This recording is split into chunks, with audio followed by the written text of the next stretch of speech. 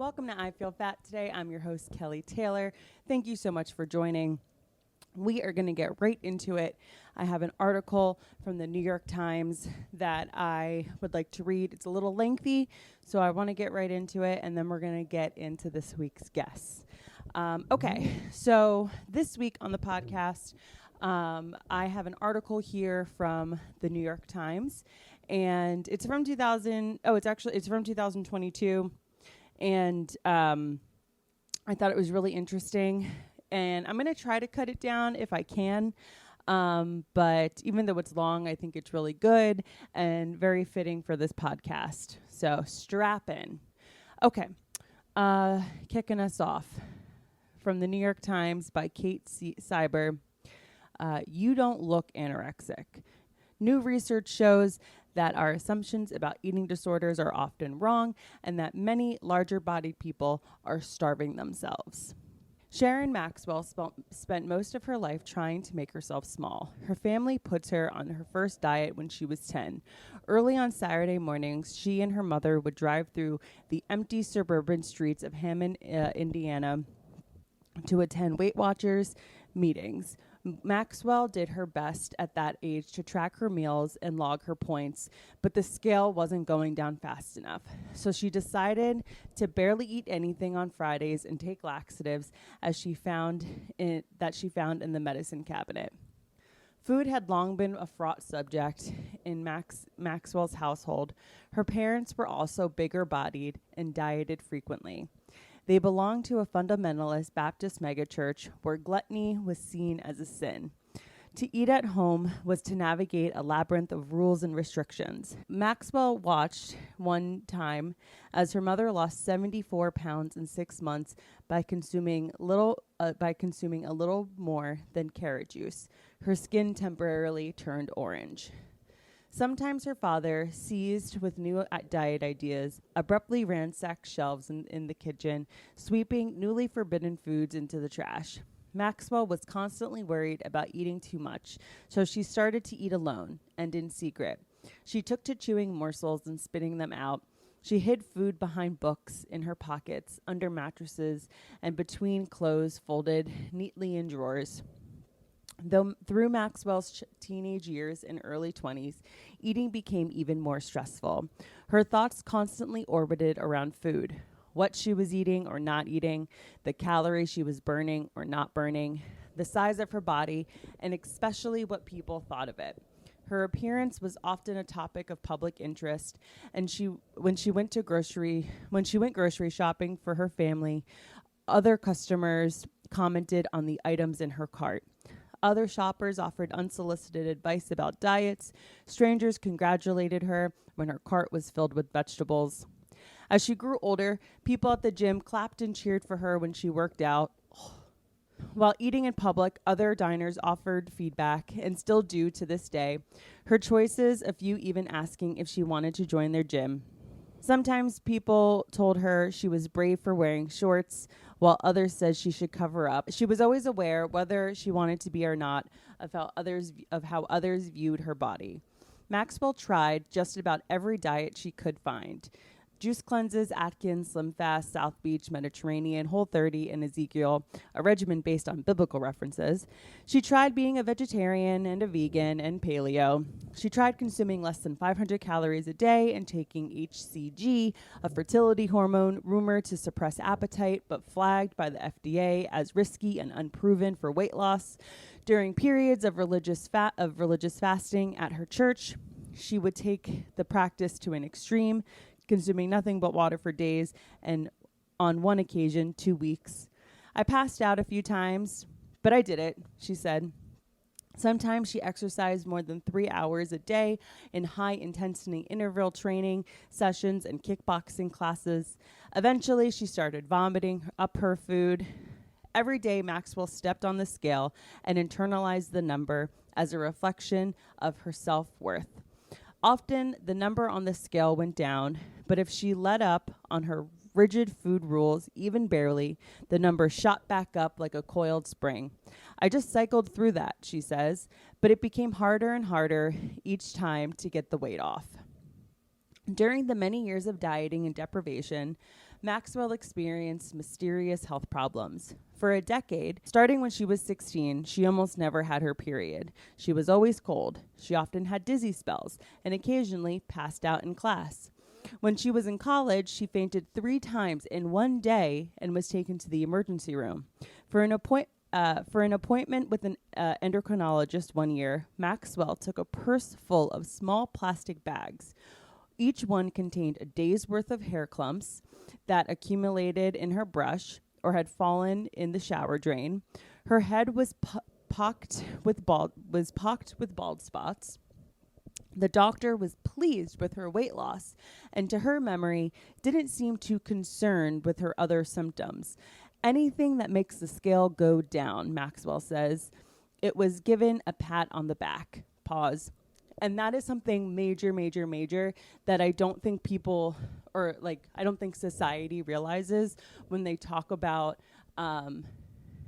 fat bodies. I think that what I've seen just in the media that I consume and the conversations I hear around me, I think that a lot of people see the body positive or body neutrality movement as this thing of like, oh, they're just trying to convince us that fat people are hot. And it's like, you're missing the point.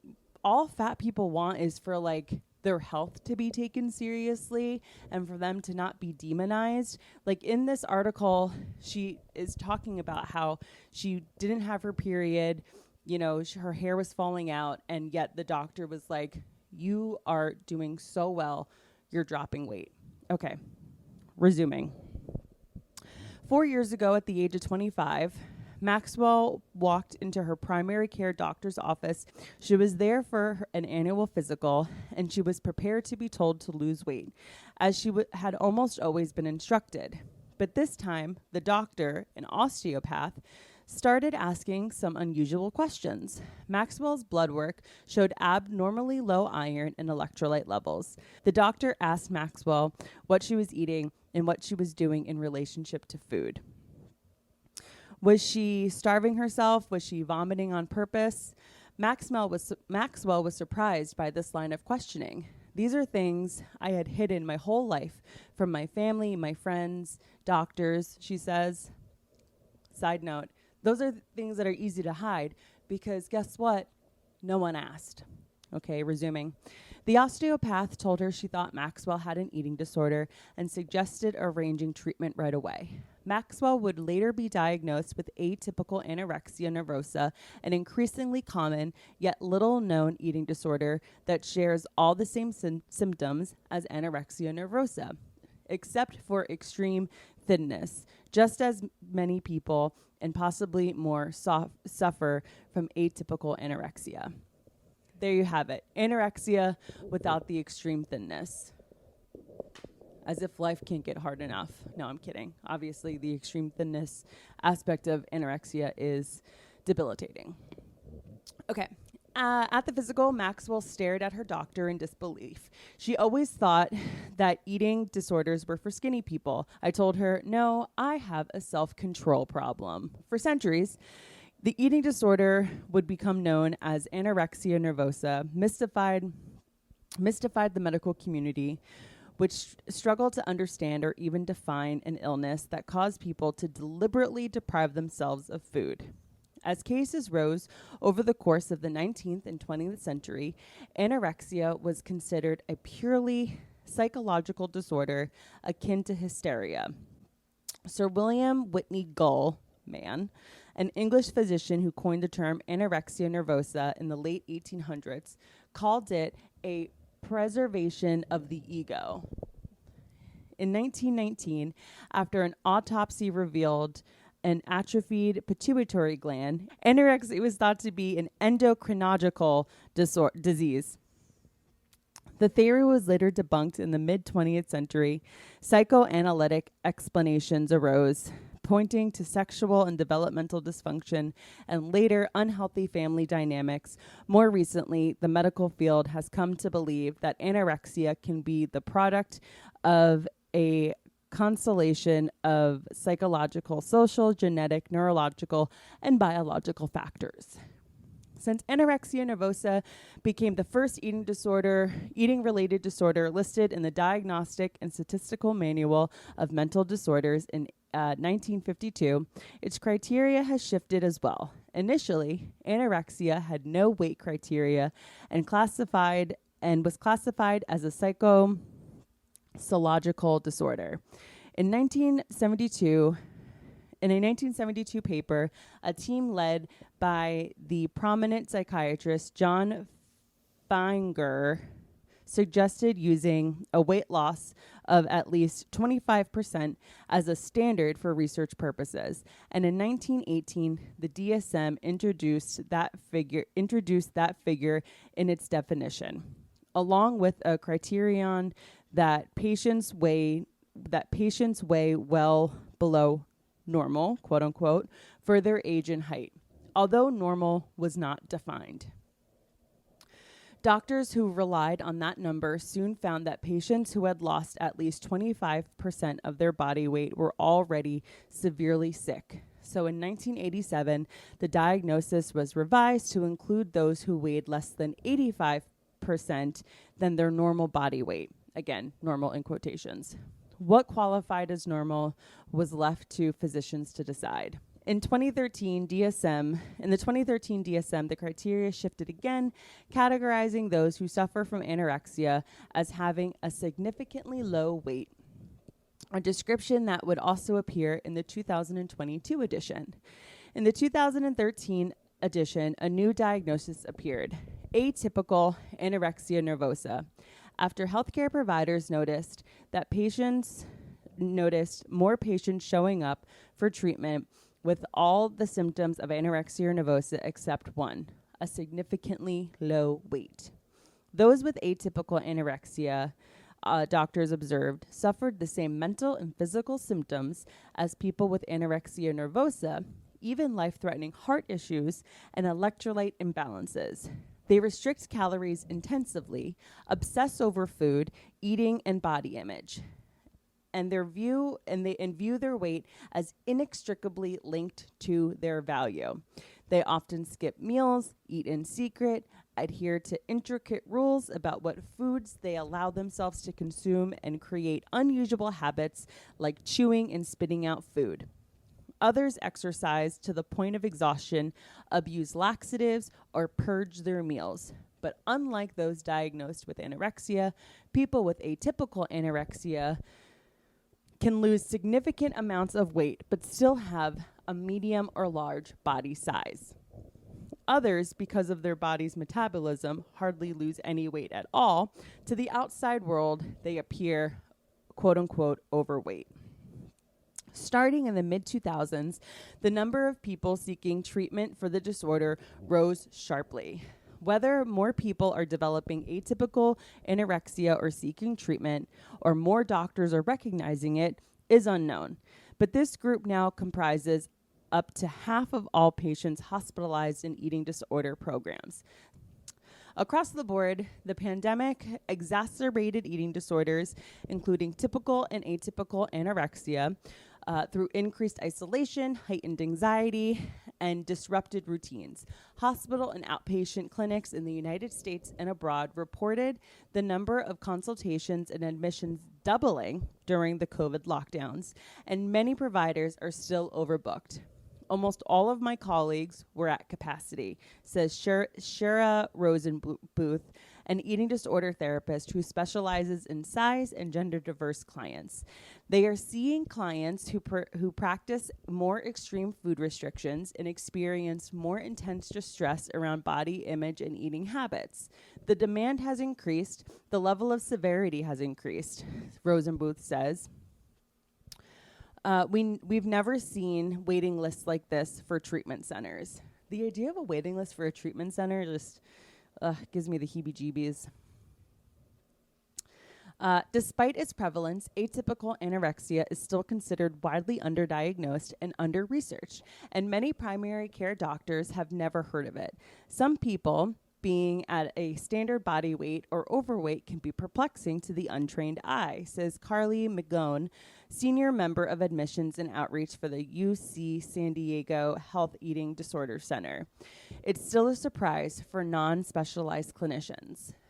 Patients, too, are in the dark about atypical anorexia.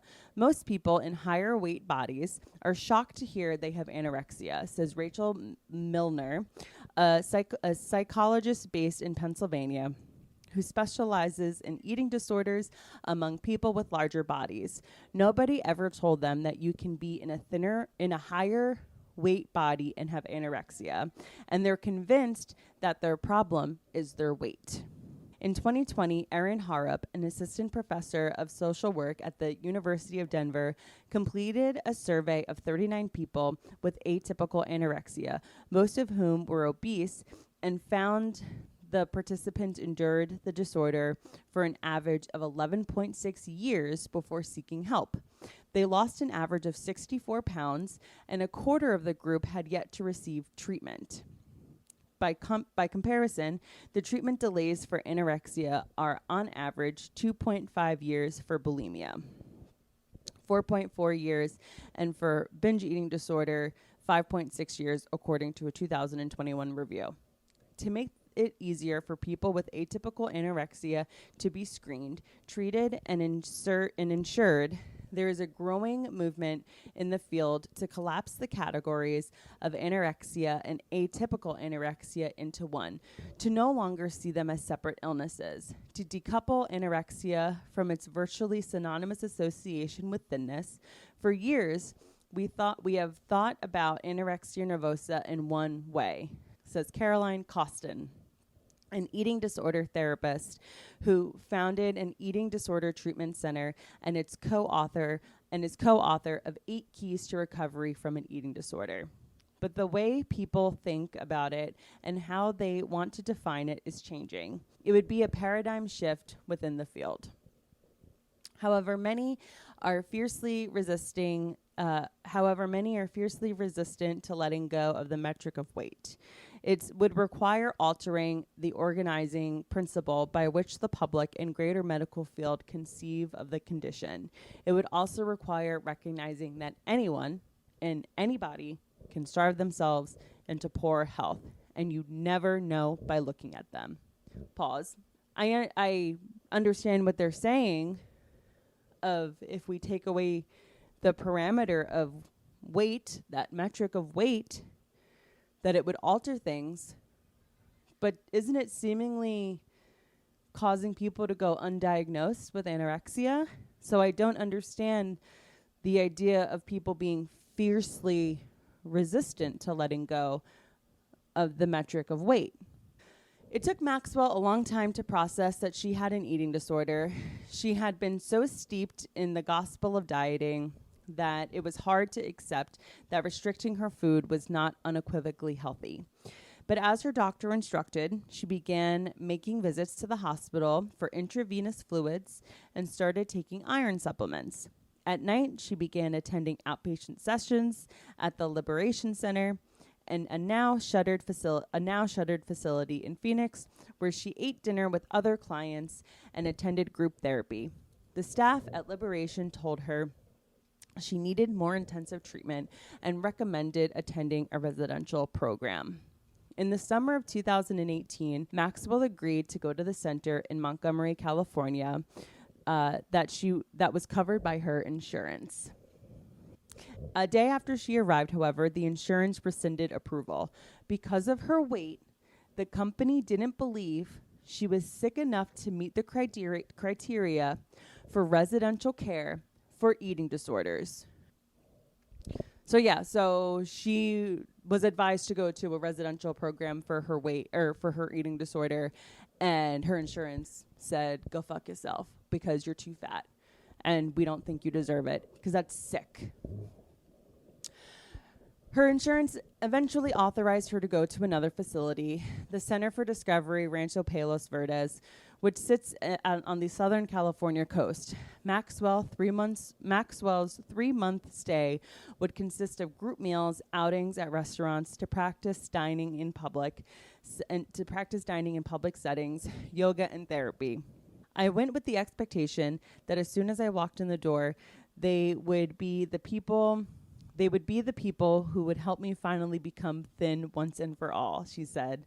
Instead, on her first day, a dietitian at the center explained that she would need to eat 3 balanced meals and 3 snacks to recover. Her treatment plan also required that she abstain from almost all forms of exercise so her system could recalibrate. Maxwell panicked. She had never consistently eaten that much in her life, in her entire adult life, and she still felt that her body was a problem to be fixed. Maxwell already harbored a deep mistrust of the mental health profession. When she was growing up, she remembered a pastor at her church preaching that psychiatry was the work of the devil. The message seemed to be that anxiety was sinful, a sign of faithlessness. Maxwell had left her church 2 years earlier, but its lessons were still lodged deeply in her mind, and she couldn't abandon her long-held belief, one that her doctors reinforced for much of her life, that thinness was the primary measure of health. Maxwell forced herself to go along with each step of the treatment program. She tried to eat 3 meals and 3 snacks a day, even though it caused her excruciating fear. For years, her thinking had revolved tightly around food and exercise, and during twice-weekly individual therapy sessions and daily group sessions, she tried to learn how to redirect these thoughts. She started to talk about the self-judgment, shame, and childhood trauma that led to rigid behaviors and an over-reliance on control, both central features of restrictive eating disorders. About 5 or 6 weeks into treatment, it dawned on her how much damage she had done to herself. Her esophagus burned from years of purging. She experienced heart palpitations and often dizzy from orthosic hypotension, a type of low blood pressure that leads to dizziness and fainting. Her hair and nails were thin and brittle from malnutrition. I started to realize, holy shit, this is real, she says. I started to see what it had done to my body, the magnitude of it. Over the ensuing weeks, Maxwell began eating enough food that the staff allowed her to go on walks and swim, not to burn calories, but as a part of learning how to live a balanced life. Her physical symptoms started to ease. Her vital signs and blood work improved. She felt less dizzy, her heartbeat more regular. She got her period back for the first time in a decade, and perhaps most surprising, she was not gaining weight despite eating more food. To help her overcome her self-judgment, a nurse suggested that she look in the mirror and express what she liked about her body. Fucking kill me. At first, Maxwell couldn't think of what to say. She could hardly make eye contact with her own reflection, but eventually she thought of something. I am grateful for my curly hair, she said, looking at the nurse in the mirror. When a human body is starving for long enough, it undergoes a complex series of biological, metabolic, and hormonal changes to ensure its own survival. Every system moves to conserve energy, and the body begins to mine muscle and fat for glucose to keep the heart running and the brain functioning. The metabolism slows, which is why some people can eat very little and hardly lose any weight. The digestion simmers down,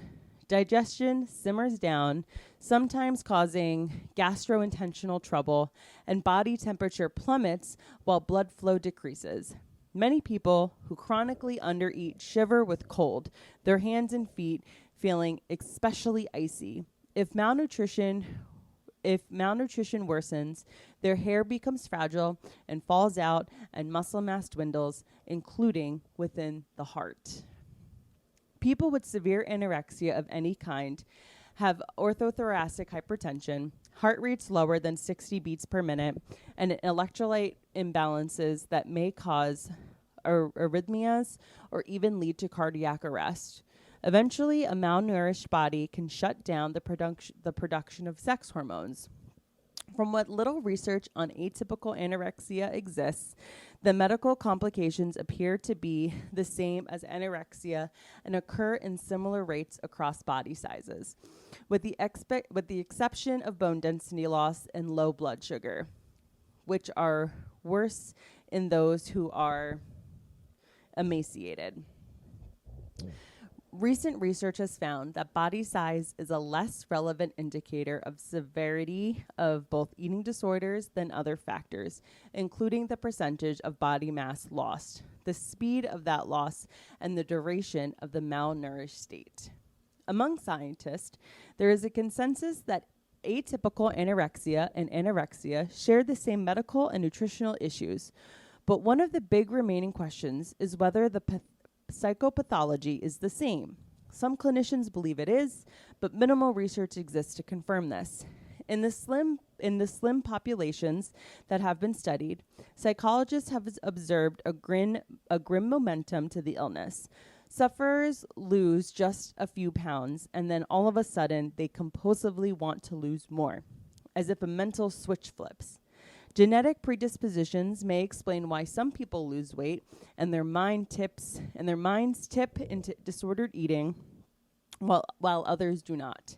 In the short term, resisting hunger pangs can make people feel powerful and even euphoric. But soon the effects of starvation on the brain set in. Mental fog, difficulty concentrating, memory issues. People become secretive, irritable, and inflexible in their thinking.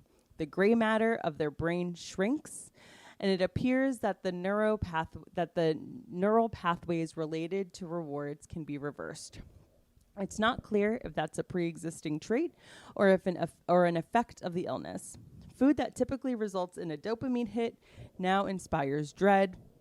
The crippling fear of weight gain begins to outcompete the biological urge to eat, spiraling downward into more weight loss and disordered thinking. Because of the complex interplay between the physical and mental symptoms of starvation, the first steps to recovery for people with malnutrition are to eat more and gain weight, a process called refeeding or renourishment, before working on the behavioral and cognitive aspects of the disease. But for people who are acutely ill, eating too much too fast increases a risk of potentially fatal fluid and electrolyte imbalances that can develop in malnourished bodies. Specific protocols govern how people with anorexia are refed, and research is still emerging on how to renourish people with atypical anorexia. A 2019 study led by Andrea K. Garber, a professor of pediatrics and chef nutritionist for the eating disorder program at UC San Francisco, found that when atypical anorexia patients were given the same high-calorie foods and in the same portions as anorexia patients, they did not recover as well. It might sound like a no-brainer, Garber says. They have a larger body size, so we can believe that they need more nutrition to cover.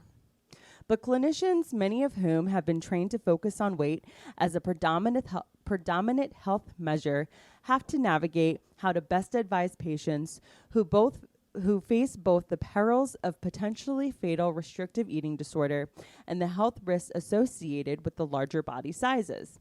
In one case study, for example, a 15-year-old girl with atypical anorexia had stopped having her period and was hospitalized for severe malnutrition and biocardia, a dangerously slow heart rate. Refeeding helped her recover from her eating disorder, but then she lost her period again because of polycystic ovarian syndrome, a condition that occurs in people of all sizes, but more common and often more severe in people who had a higher percentage of body fat. Some psychologists report that atypical anorexia is harder to treat than anorexia nervosa because the fear of weight gain is even greater in people who have been bullied and ashamed for their size. The biggest difference in the two conditions, some psychologists believe, may be how they are perceived by the outside world. Biases that persist even in places where patients go to seek help. After she left the center of discovery, Rancho Palos Verdes, and moved to South Carolina, Maxwell started a partial hospitalization program at the Eating Recovery Center in Greenville. She immediately began noticing how her size was affecting the quality of her treatment. When she arrived, a staff member put her in a room and told her to wait, while the people with normal, quote unquote, eating disorders gathered next door. At lunch, she was told to sit by herself in the back of the dining room while the other clients sat together with their backs to her. The center had mistaken her diagnosis for binge eating disorder and had a policy of separating those clients from the others. Sometimes staff members singled her out and had her eat less than small-bodied patients. At group therapy sessions, in which she was the only large person in the room, another patient shared that she would rather die than be fat. The Eating Recovery Center does not comment on that individual patient's experience, but since 2021, it says that it has made efforts to counteract weight stigma in the treatment centers. Erin Harrop, the social work professor that uses they/them pronouns, has experienced both ends of the spectrum for eating disorders. They attended treatment for anorexia in their early 20s with a small body. Then several years later, they returned for treatment for atypical anorexia. Harrop was shocked by the difference.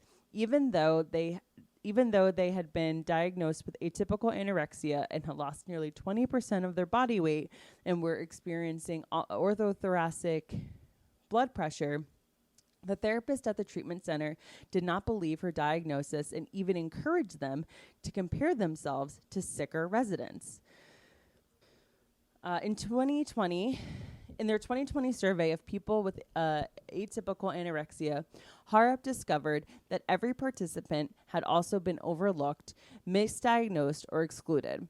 Almost everyone had approached medical providers with symptoms of malnutrition like hair loss, dropped periods, fainting, vomiting blood, or dry or bleeding skin, but it took years and sometimes decades for anyone to screen them for an eating disorder. As a teenager, one participant, Eli, believed she had an eating issue and approached her doctor about it. The physician disagreed, instead telling her that she could actually probably lose a little bit of weight. It took 8 more years before Eli began treatment for atypical anorexia. Another participant, Lexi, remembered a physician telling her, "You don't look anorexic. You don't look underweight. Just call me fat." Tori, a participant, was diagnosed by her therapist, but was then denied treatment referrals by her physician, who said she was too overweight. Layla, who consumed nothing but bone broth and lost 22% of her body weight, was diagnosed with compulsive eating. 2 participants had been hospitalized for being suicidal and for their eating disorder symptoms, that were barred from joining an eating disorder support group because they were told they were too large. One participant, while seeking treatment at a center for eating disorders, was given a diet book. Sharia Rosenbluth, the eating disorder therapist, has struggled with atypical anorexia and says treatment actually made her sicker. At one center, a nurse insisted that she had a food addiction and continually commented on her meals, which were dictated by the dietitian. The nurse recommended Overeaters Anonymous and the controversial Gray Sheet Diet, a low-carb, no sugar, no alcohol regimen for people who compulsively overeat.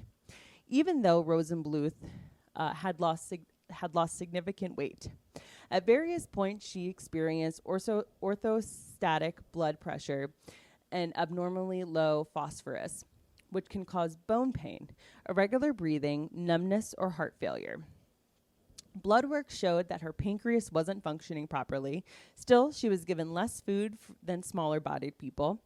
At another center, when patients had ice cream cones, she got a kid-sized one. For 2 years, she went from treatment center to treatment center, hoping that each one would be better than the last.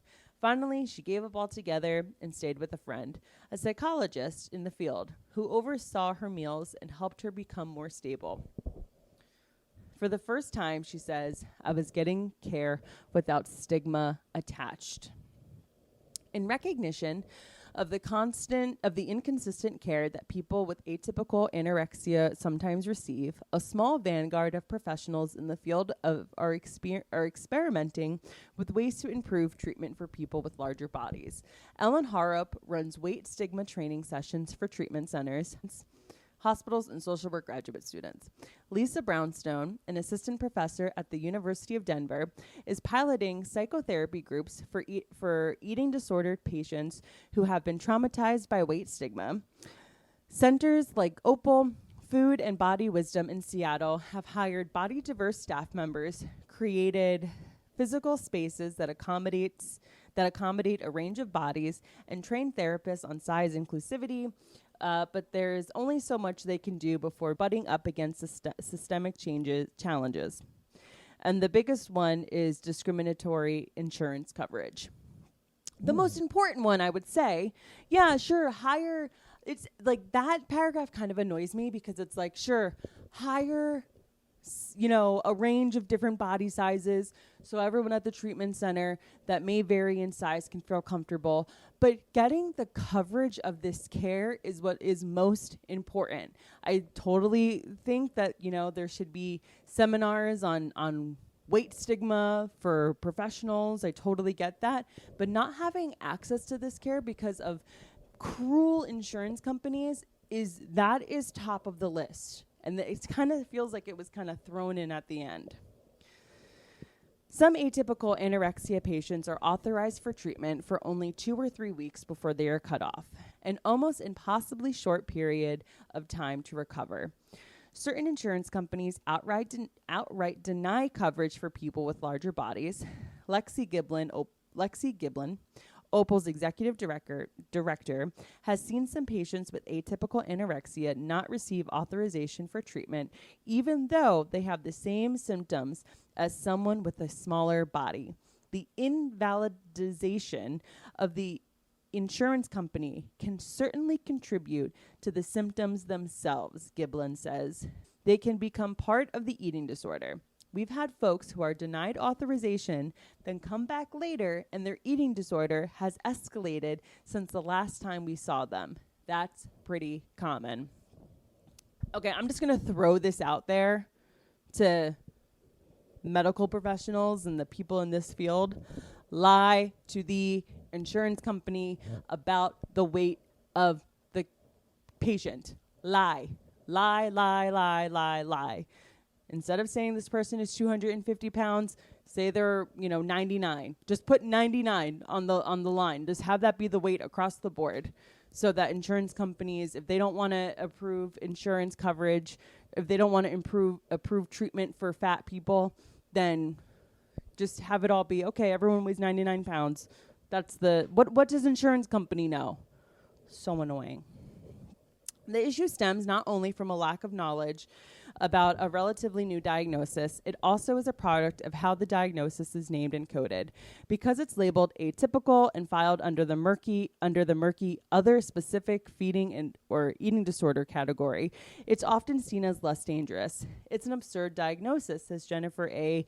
Galdini, an internist who specializes in eating disorders in Denver and the author of Sick Enough, a guide to the medical complications of eating disorders. There's nothing atypical about it. If there's anything atypical, it's the people who get underweight.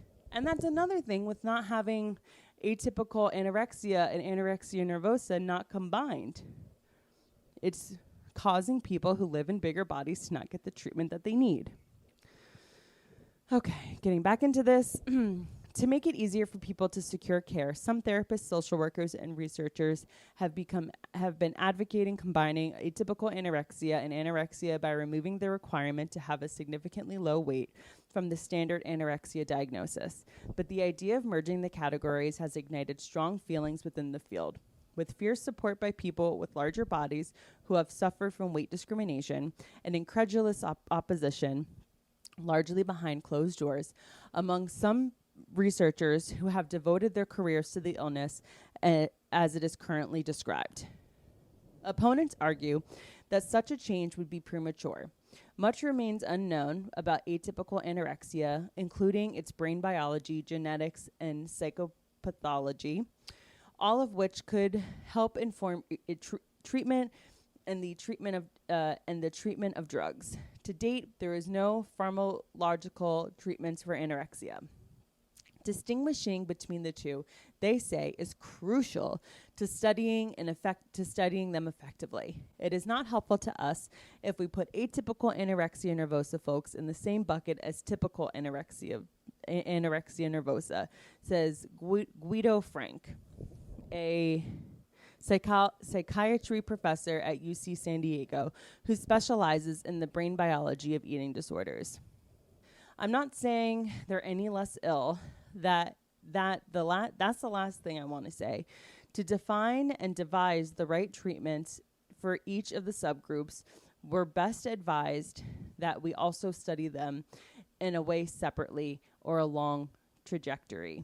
I get what this doctor is saying about having the research done, and if you combine anorexia and atypical anorexia, then it muddles the research, I guess you could say. But there is no separate help for people with atypical anorexia. So maybe if we're not combining anorexia and atypical anorexia, we're coming up with a different name for atypical anorexia, because at the end of the day, the real crime here is that candidates who are in larger bodies and seen as quote unquote overweight are not getting the help that they need. But proponents of the change say the weight requirement for anorexia causes those with medium and larger bodies to be excluded from many studies. They also point out that the line between the two diagnoses is not particularly scientific and has harmful effects on the patient's ability to secure care. Harrop argues that the anorexia diagnosis could be structured as a spectrum, with weight as one component, but not as the predominant one. Physicians could look at a wider set of factors when screening, diagnosing, and treating eating disorders. Eating disorder diagnoses have overlapping symptoms anyways, Harrop says. The patient often cross over between illnesses. About 36% of people with anorexia develop bulimia at some point, and 27% of people with bulimia develop anorexia, according to one study. Diagnosis affect not only how doctors and insurance companies categorize patients, but also how people understand their own illnesses. The diagnosis seems to live in a no man's land of categorization. Many people who suffer from eating disorders say that the differentiation further perpetuates a societal hierarchy. Just as living in a thin body comes with certain privileges, anorexia itself lives at the top in a kind of disordered eating class system. According to Mimi Cole, a therapist who had atypical anorexia and hosts The Lovely Becoming, a mental health podcast, she says, a common belief among people with atypical anorexia, and I shared this too, is I need to lose weight. I need to lose more weight so that I have anorexia. So I can be sicker, I can meet criteria, and I can have a real eating disorder. These days, Maxwell's inner landscape is very different than it once was. Before she started recovery, she would have spent her time at the beach worried about what she was wearing or not wearing, what she had eaten or would eat later, and what other people were thinking or not thinking about her body. Fogged by this tangle of thoughts, she would miss the experience. Now she doesn't give those things much thought. Maxwell is choosing to recover as fully as she can, but it's not easy. After 19 years of going undiagnosed, she still suffers from the mental, physical, and social costs of anorexia. Doctors are monitoring her recovery from long QT syndrome, an electrical issue with the heart that can turn into potentially fatal arrhythmias. Long QT syndrome is a rare side effect of anorexia. She also has an annual endoscopy to assess the slow healing of her damaged esophagus from years of vomiting. She has incurred mountains of debt from months of treatment. She checks in with her doctor and therapist regularly and texts photos of her meal to her dietitian as proof that she's eating 3 meals a day, a standard in recovery. She attends an eating disorder support group, even though she has rarely seen another large-bodied person there. She has also started to cook for herself, but to be a larger person in this world is to be constantly reminded of how other people view your body. Often when she posts about recovery and fat positivity on Instagram or TikTok, a flurry of trolls arrives from the backwaters of the internet to riddle her feed with insults and death threats. But Maxwell has received direct messages from people who have struggled in similar ways. They have never admitted to themselves, let alone to their families or friends, how much they are suffering. Many people with anorexia describe the illness as a battle between two selves. One is a maniacal superego, hell-bent on control at all costs in a misguided attempt to find safety. It imposes perfectionistic rules and restrictions in Sisyphean pursuit of an unreachable ideal. Some feel it is intent on self-destruction. This self, which Maxwell calls the conceptualized self, enforces all of the expectations of one's upbringing and the culture at large and sees the world in lifeless tones of black and white like an old TV. The second is what Maxwell calls the authentic self. For her, it's the self that spontaneously breaks into impromptu dance and wears t-shirts that reads, "Don't be a butthole to yourself and therapy is cool." This self has a penchant for gold glitter and animal print and signs up for a rec basketball team on a whim, something she would never have allowed herself to do before. She can eat strawberries or a sandwich or an ice cream cone in public. This self is no longer concerned with being quiet and obedient or apologizing for her existence. And perhaps most important, she has no interest in making herself small. I told you that was long. Yes, that was really long, but I thought it was really, really interesting. If you're noticing cuts throughout the time, if you're watching on YouTube and you're noticing sort of abrupt cuts, it's because I don't know how to speak into a microphone, and so I often will jumble my words, so I had to retake a lot of things.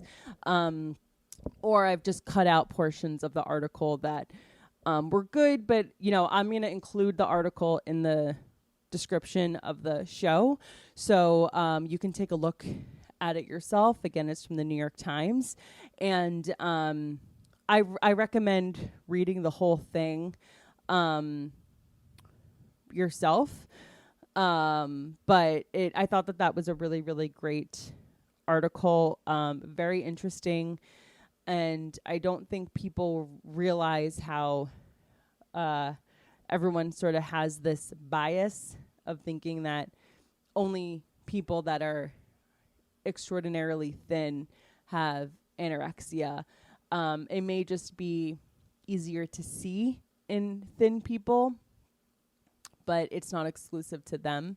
On the side of do you combine atypical anorexia and anorexia into one, I'm all for with just combining it into one because people need care.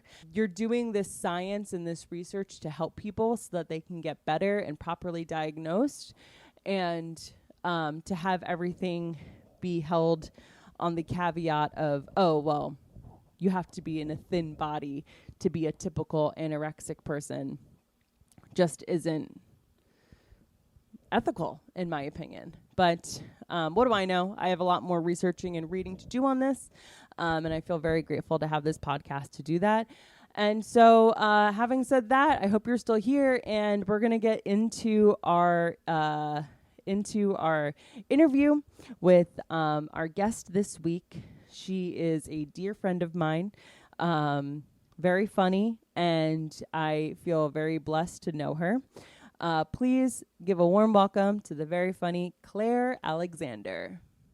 Claire, thank you so much for coming onto I Feel Fat Today. It's so good to have you. Claire Alexander is one of my best friends. We've been friends. We were fast friends, It was one of those things where I remember very vividly, and I was probably in comedy around the 6-month mark, maybe a little bit less. And I just went to a mic with May. It was our first time hanging out. She sent me a message on Facebook. On Facebook, it's so funny. Sent me a message on Facebook and was like, "Oh, Judy, our mutual friend, she told me you do comedy, like let's hit a mic. So that night we went to a mic and she was like, oh, my friend Claire is also going to join. And I remember being so nervous, being like, just be funny in front of these two girls. Like, this is your chance to finally have friends in comedy. And all three of us were so funny at that mic. And like, you know exactly which mic I'm talking about too. And then after that, we went to that bar to hang out. And then it was just like friends ever since. Yeah. And now you're doing my podcast. Thanks for being here. Thanks so much for having me. Yeah, that was, I'll never forget that, Mike. And I felt exactly the same way. Yeah. And I think we all felt like we just need to be funny in front of each other. Like we didn't know how funny each other were. Or anything. And like, I don't, it's like, oh God, sometimes it just feels so lonely doing comedy, and it's so important, to have like such good friendships, and I'm so thankful that you're in my life. And I feel like you are somebody that's really good at making friends. Oh my gosh, thank you. Like I will walk into a mic and like it's not that I don't know anybody, but like I'll know less people there, and it's like feels much more of like an acquaintance thing, whereas you, like, I'll be standing next to this person that I kind of know, and you walk in and like embrace them with a hug.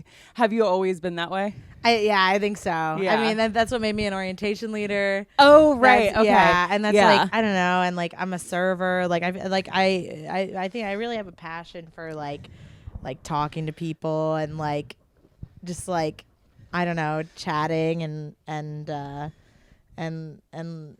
experiencing things. I don't know how to express it without sounding like I'm on mushrooms all the time. Well, I was gonna ask, like, when do you hit your wall? Like, when does the social battery run dry? Because for me, if I have a weekend full of events and like drinking aside, like I'm not saying hungover, like if I have a weekend of events, like I'm looking for my Monday to be more isolated.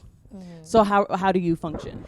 Well, like today I had the day off, and from my job as a server, and I like woke up and I kind of just like I like let myself go on TikTok, you know. Hell yeah. And we're always saying like, oh, you know, I wanted too much. We had this conversation once about this. Yeah. And it's like I'll go on it for like 2 hours because I never do. I love your perspective on it.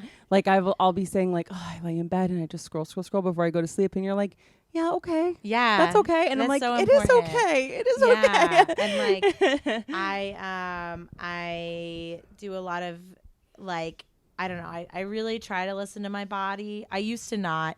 When we first like were doing so much comedy in the city, just like do it like oh my God, we were disgusting. I know. We were trying to do like 15 mics a week. I know. And it was awful, and I would not take breaks then, and I would be like falling asleep in the back of clubs, which I truly romanticize and feel really cool about, but like that's not good. Right. And it, like falling asleep and like crying at mics about other shit, and just like, so now I like I'm like, okay, I feel comfortable enough that I can like, this is a long journey. This is a long journey. We have years and years and years to go. It's a fucking marathon. So if you need to like chill out and go to bed at 6 p.m., do it, because it's like not worth the pain that you're gonna have. And I was talking to somebody recently about this, about how like we're stressed about having our day job and still trying to like make it in our respective industries, and it's like the day job is part of the trying to make it. Yeah.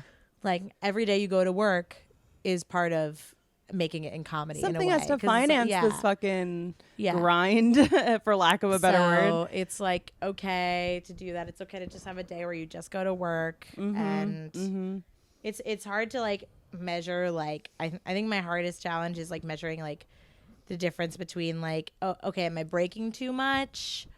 Or am I doing too much? And it's really hard to find that problem, because I could break forever if I wanted. I know, same. But I'll say the thing that makes me not break is the guilt that I feel. The guilt I feel about it, because I've learned to allow myself, like, if I had a rough day at work, which, you know, it depends on how rough a day is, but if I have a rough day at work and I'm not booked on a show, and in my head I was like, I'm gonna go to a mic, and then at the end of the day I'm like, I think I kind of just need to make dinner and chill. Like I'm gonna afford myself to do that. Like if I haven't done it in a minute, you know, totally. I think that's so important. I think it's good to do comedy like as much as you can, but by as much as you can, I mean, when your body is saying, I need to make dinner, that means you can't. Yeah. That means you have to make dinner. And I think so, there's something too, like with, we have to, our bodies like keep this engine going. Like our bodies are the engine that keeps the thing going. And so with comedy, I find that like if I'm out and about, like I'm eating out a lot, I'm not making dinner, I'm not a fucking meal prepper. I'm never going to meal prep. I'm never going to do that. Never going to do that. At best, I'll like cook a lot of something and like have a few meals or whatever for after, like, you know, the next day or something. But I feel like with doing comedy, or I guess with anything, it's not just comedy, but like, you know, it's like, oh, I'm out, I'm just going to get a slice of pizza and then that'll be my meal. And then all of a sudden I get home and it's like, I after a few days of that, I'm like, I think I've only eaten pizza all week. Like, do you fall into those ruts or are you good at like, I'm going to make sure I get my veggies in? No, I'm really bad. Yeah. So cause I work at a restaurant, I like mostly eat at the restaurant. And I'm like poor too. Well, I feel that's another thing. Yeah. So I feel like because I've eaten at your restaurant before and it's very good. Oh my God. I feel like they have like quinoa bowls and stuff, right? Yeah. I'll have the quinoa bowl almost every day or like a salad almost every day. But then like, you know, sometimes I'll have a pastry and sometimes I'll have like a lot of sugar in my drink. But I really try to have lettuce in there. Yeah. And like oddly enough, the person that brought this up to me was my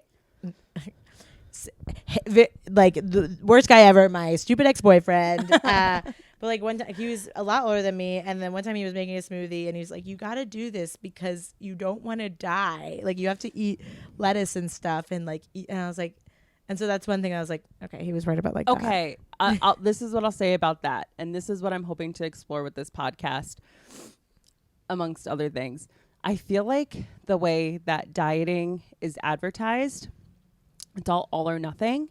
And for women, and I can only speak from a woman's perspective, but I feel like for women, it's like all about weight loss all the time. Mm-hmm. Whereas for men, it's about like sustenance and fuel. Yeah, like your stupid ex looks at it from the perspective of like, no, I need these things to feel good and to like, you know, keep going. Yeah. He was like 35 and he was like, I'm 35, Claire. Like, if I don't eat vegetables, I'm going to fall apart. My hangover is going to last and for so days. I was like, huh. And so I think about that, only that. Mm-hmm. I think about that. I'm like, I have to have some lettuce. I really try to put some lettuce in there. I try not to get the smoothies or whatever from the deli, the ones that come in, I forget what they're called, but the ones that come in with the blue lid and stuff that taste really yummy. The naked ones? Yeah, I try not to get those because I know they just have so much extra sugar, and I'm like, that's not what I'm drinking this for. I know, but I'll buy them occasionally though, and they're yummy. They're so yummy, and like, I know because like they're like Cliff Bars or something. Mm-hmm. It's like you might as well have a Snickers. Yeah. And I don't know. Maybe I do mentally need it to be a Cliff Bar and not a Snickers bar. But well, I mean, like I would totally have one as a treat. But like if I don't, I'm like, no, this can't be like I'm not gonna drink this green naked juice and be like, this is my nutrients, because it's not. Yeah, totally. But I do love them. I know, they're so yummy. I saw this one TikTok actually where there's this account where someone or this guy will take like candy and redo the packaging to look like a protein bar. So he did it with Reese's. Oh my God. And he was like, this is all legal. This is all stuff that they could do. And I remember thinking, like, I commented something like, don't give them any ideas. Because they will. Yeah. He's like, I'm going to take the king size Reese cup and redo the packaging. So we made it like a white packaging and like put like big protein, like Reese's Plus. Yeah. And it's like, 8 grams of protein or however many grams of protein. Cause like that's also the new thing now. Like if you're scrolling on TikTok, all the girlies are saying like, you got to get your protein where you can. Protein. It's like there's always these cycles of like what the new stylish like what you need to be doing. Like for us growing up, it was like low carb, Atkins. Yeah. So what I wanted to get into, we just like go off in tangents, which is great. But so I wanted to ask you, so growing up, were you at all in sports or were you all theater all the way? Oh, my parents made me play a sport. Okay. For how long? Every year. So I played soccer a couple of years because that was the easiest one to not have to do anything in my experience. I was like goalie. Yeah. Yeah. Which doesn't get much use when you're playing soccer as a first grader. Nobody's fucking scoring. And then at one point I played softball. Obviously, because I'm bisexual, so somehow I had to learn that. I liked softball a little. I'm just like not very fascinated by sports. It's like really technical and like not my vibe. And I feel like I started theater. Were you ever like into dance? No, I'm a horrible dancer. That was actually like that's my least favorite thing about doing musical theater. Really? Yeah, I'm a really bad dancer. You're a really good singer. Oh my God, thank you. I always thought that I was like, I can sing, I can act, I like can't dance. So I was like, I need to be a lead at all times because I never have to dance. I always wanted to be a singer, but I just was never something I did. And I'm tone deaf. Like I cannot hold a tune. Really? I didn't know this. Yeah. But I feel like dancing was one of those things like I always thought like that could be a learned skill. And apparently singing can be a learned skill, but I don't know. I think I would be like the last stand for a sing teacher, a voice coach. I think that they can all be learned skills. They can all be learned? Yeah. I think that there are people that are born like ahead of the game with like more privileged talent, just like having that instrument. Yeah, but like truly I feel like everything in life, and really forgive me here because I saw this in an interview that Pitbull did recently. I love it. But he's like, I'm not the best rapper, but I'm like I try to be the hardest working one. Yeah. And Mr. like Worldwide. Hey, that gets you far enough to sell out the Hard Rock Cafe Lounge that I went to go see him at. Did that going to the Pitbull concert in Atlantic City, did that live up to everything you thought it would be? And was it worth the struggle of like working, taking the bus down, taking the bus back and working? Was it all worth it? Yeah, it was all worth it. I'm so glad to hear that. It was totally all worth it. I did think the venue was ugly, but like I love Pitbull, so I don't care. Yeah. It was worth it. I'm going to Atlantic City tomorrow, actually. Oh, fun for comedy? Bachelorette trip. Oh, Bachelorette. Yeah. That's funny that people go to Atlantic City. This is my second time. Yeah. With the same friend group, too. That's so funny. People are going to start to think I like Atlantic City. What do they do in Atlantic City? Casinos, clubs. Yeah. It's like, I don't know, the expectations of like, you can be like, everybody wants you to be a slut there. Yeah. It's more welcome. I guess, oh God, I'm really like looking at it as a 30-year-old, which I am not a person that's like, I'm 30 now, I don't go out. But I went like the moment I turned 21, it was like, I'm going to AC with my friends. So like 21 to 25, 26, it was like AC. And like, I guess I just get hungover thinking about it. But then again, you are younger than me. So. I've only been twice. So this will be my third time. And I'm excited. I think it'll be a lot of fun. I love seeing these girls, so it'll be fun. But that'll be great. And the bus is fine. It's not that bad. Cool.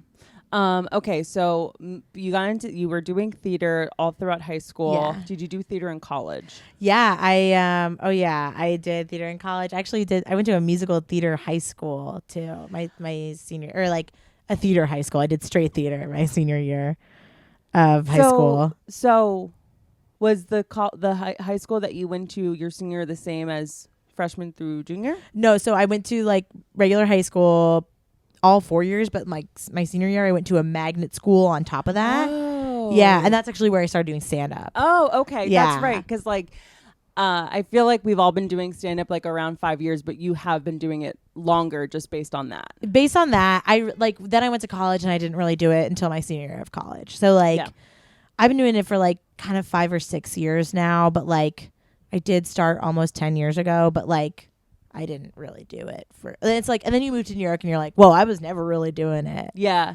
Because like in Connecticut, I was doing it like 3 times a week, and like, but you moved to New York City and you do it like 15 times a week, and you're like, that's different. Totally.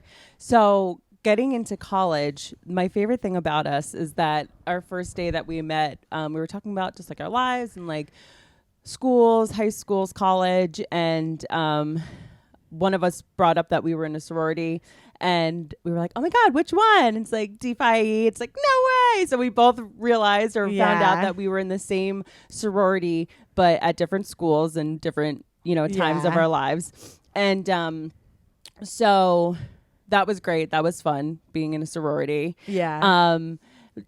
It's interesting looking at, because does your sorority page have an Instagram? Yes. Yeah. Okay.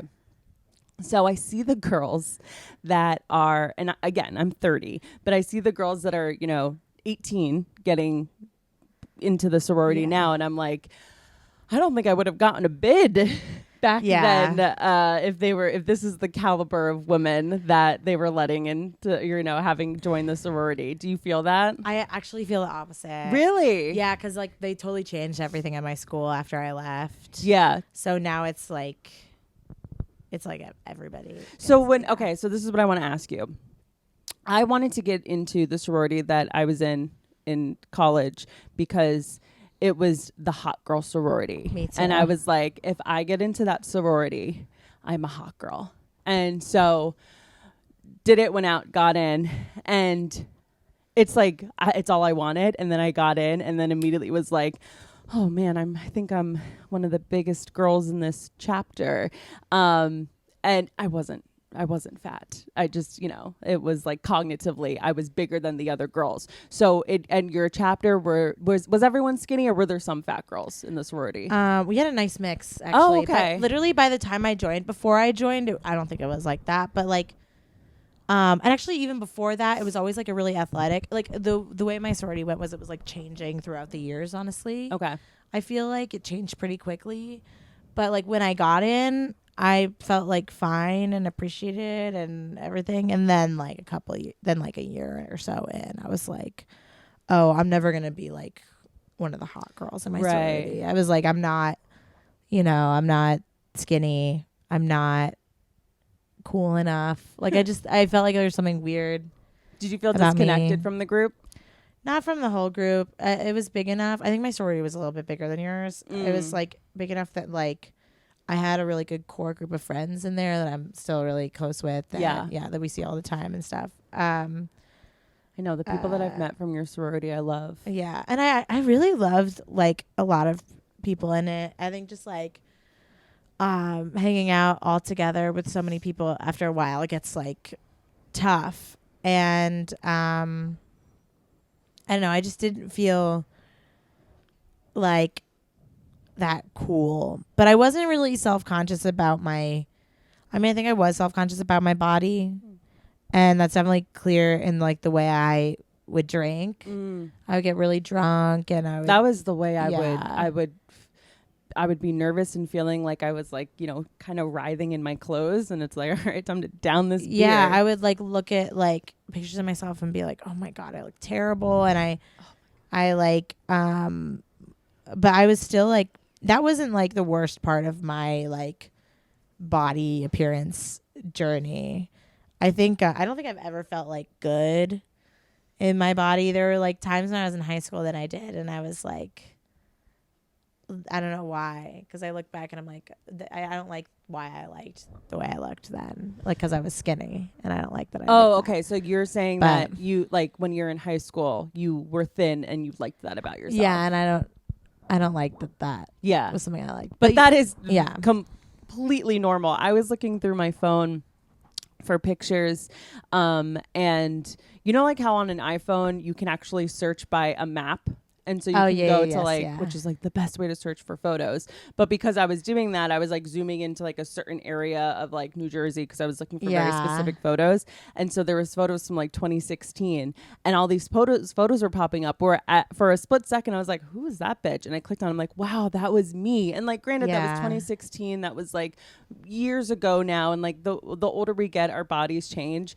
But I looked at that photo that popped up, and I was like, you hated yourself in that photo. Yeah. You hated yourself. And like, not that I would kill to have that body now, because it's like, I can't think like that. There's and so much. That's such a loaded thing to say. Yeah. But I was like, oh my God, I couldn't believe it and I've had that moment many times in my life, looking back at photos of myself.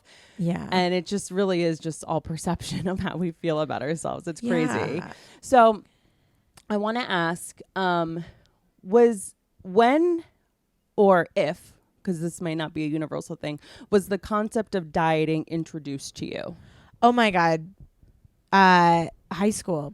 High school. High school is the time I remember it. I'm sure I heard about it before. I remember my mom talking about it before, because my mom, I think, is also in the same boat of like, you know, the kind of like we've both been like, yeah, we don't love our bodies. You know, we've both made comments about like how my mom has these like skinny brother, like my mom's brother is so skinny, and like we've always been like, and like she's a beautiful woman. Yeah, like great. I wouldn't look at her and be like, that woman is overweight. Yeah, but she just Here's the thing, nobody does, but we look at ourselves that way. But so I think I brought up dieting to my mom when I was like younger, and my mom like shut it down immediately. She's like, that never works. You just gain all the weight back. Yeah. Shout out to Mom. Yeah, she did a good job. I like one thing I'm actually like really thankful for is that my mom was never like a primal figure in giving me the insecurities I have about my body. you discovered those on your own. Yeah, I did that all by myself. You're a self-starter. But yeah, I'm like really individual like that. But no, I really do appreciate that my mom was never like somebody who would make me like feel like that. I don't know. I don't know how I expected you to answer that. I think that because you're from Connecticut, I just assumed that your mom would have been like that she would have been a mom that like, you know, is very concerned about her daughter's looks. No, most of my friends' parents are. Yeah. Yeah. And my family was a little unique. My family is always my big an insecurity I had then was that my family is. I have like a weird little like we go on vacations to go see science museums family that I was insecure about when I was a kid. But no, my family was always I think if my family had been like, I know a lot of people who like grew up very athletic and with moms that were very thin and that jogged like 4 times a day or whatever, and were very serious about that stuff. And I think my family was just like that just like was never really as much of a priority in my family. Definitely still something I'm self-conscious about is like I mean like always be I've never had a period in my life where I was like I look amazing even when I thought I was skinny, and I think everyone says that too. But I was more insecure about like other stuff when I was younger. What stuff were you insecure about? I was like insecure that I was weird. I was insecure that everyone was gonna think I was a lesbian. I was insecure about doing musical theater. I was insecure just like that about my chin. I was insecure about my areolas. Who was seeing your areolas? Well, once I got to college, I would like fucking, this is so embarrassing, I would apologize. I'd be like, by the way, my areolas are huge. I don't know why I ever said that to anybody. It's like, it was classic. I'm gonna make a joke about this before you do. Like, yeah, and you're thinking of me too highly, and I was more like, God, I think I just like wanted people to be like, Claire, like you're beautiful and I love you all the time. No one spoke like that. Yeah. In the like you may have been the person that was like, you're beautiful and great. Like yeah. I would totally do stuff like that too, and my friends would be like, shut the fuck up. Yeah. Which is like, you know, it's just like we didn't have the language, I think, that we do now. Yeah. Where it's like, I feel like now girls in college would have more of the, no, you're beautiful, you're great, you know. I think we're coming into a much more like, I think society is making like a slow transition into like being more like honest. Yeah. And appreciative. You mentioned something and I forgot what it was. I wanted to refer back to it. You were talking about, okay, so, and anything that I bring up that you don't want to, we'll cut out. You had to deal with scoliosis. Oh yeah. So, and I was insecure about that. Yeah. So as you were talking about your insecurities, I was like, oh yeah, scoliosis. So this podcast, like, it isn't just about weight. Like, it's funny because if you were to ask me when I was like in 6th grade, would you rather have scoliosis or feel like you're overweight, I probably would have opted for scoliosis because all I knew was like having this feeling of like not fitting into my clothes correctly. And you know, you're dumb and don't know what the grass is always greener, right? Yeah. So what was that like? It was, so I still have it. It's like fine now. It's just like, I was thinking about this yesterday because I was at the doctor yesterday, and it's like, I was like 10, 11, 12, going to the doctor all the time, stripping down to my underwear and putting on a gown, and then bending over and having like a man who's 4 times my age look at my son. And then one thing I thought that was the worst was there were always the medical students always come in. There's like 5 or 6 guys. Medical students for pediatric doesn't feel. I was like, well, I mean, because this is like a really important time of scoliosis. So I guess it makes sense. I don't know, but it all felt weird. It always felt weird. It never felt good. I felt like your parents would definitely be like, in the name of science, we will let these young doctors. My parents were. My parents again, like, and it's so funny. Every time I talk about my parents, I'm very like, they're great people. Don't get twisted. I've hated my parents before. Yeah. I'm just like everybody else. Yeah. But with this, they were very much like, I would sit and scream and cry in the car, and they would just be like, I know. I mean, and then I would calm down. Being a parent and like having a kid that has this, you know, disease, that's what? Yeah, it is, right? yeah, it's like a disease. Having this disease that they need to get medical treatment for, and not only like medical treatment, but like the most embarrassing medical treatment. Yeah. Like I had to wear a back brace in school, and like, sorry, baby. Yeah, talk about like, insecurity. No, I'm yelling, and Finney was like, hey. This is what he's here for, is to give aggressive pets too. Yeah, I had to wear a back brace, and I was like, oh my God. I've felt so many times in my life that I'm like, oh, of course, like the awkward, weird thing has to happen to me. How do I explain this to anyone? And I learned as I got older, hey, you don't have to explain everything to everybody. Isn't that a concept?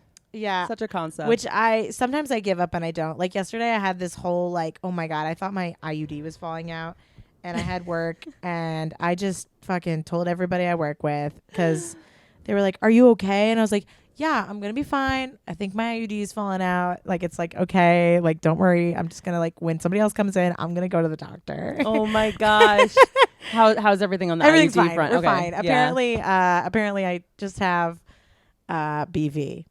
Oh, yeah, been there. So whatever. BV, been there. Yeah, I'm not worried about that. Yeah. I'm just not going to tell anybody that. So I'm going to tell everybody, yeah, I got a new IUD. You just went in for a tune-up. It's fine. Yeah, I was like, whatever, it's fine. So you would periodically in middle school, high school have to like wear a back brace?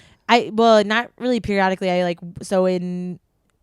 From like 8th grade to I think like 10th grade, I wore a back brace in school. I didn't know that. Yeah, I wore it in school every day. Wow. 22 hours a day. And were you able to take it off for like gym class practice? And sometimes I would take it off for rehearsal.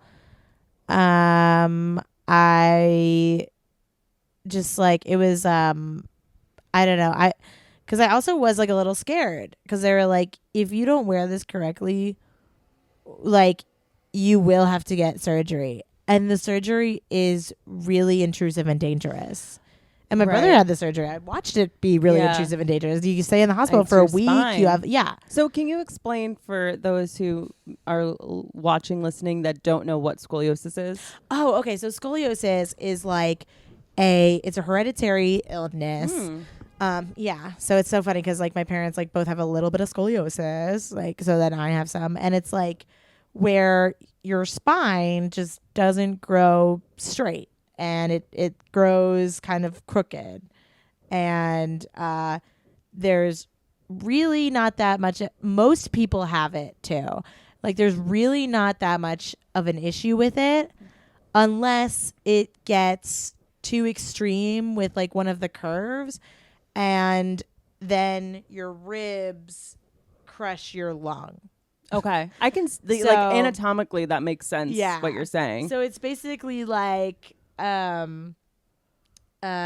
you know, the spine ends up kind of like being like a little funky, which makes sense because like we're not all perfect design.